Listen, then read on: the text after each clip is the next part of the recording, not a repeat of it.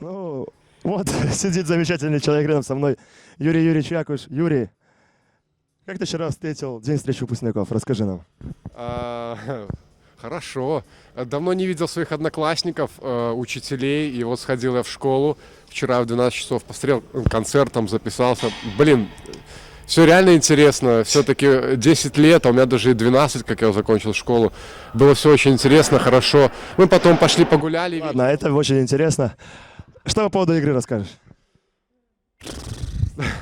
Ну что могу сказать, Могилевский, конечно, доминировал, вопросов нету. Против Владимира Нукасьянчика, Моисеева Владимира тоже без... Ну и Иванютин. Иванютин сегодня выдал 20, сколько там, 8 очков. 28.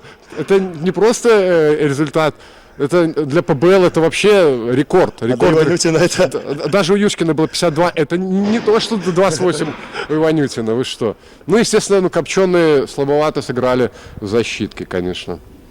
Вот. А так, чего жалиться, сами проиграли. Ну, будет нам работа на будущее, будем думать, что мы не самые лучшие уже. Я понял. Юра, очень хорошо. Кого ты выделишь из своей команды? Хотелось бы выделить Николая Сурженко, неплохой человек, разыгрывающий, работает в органах.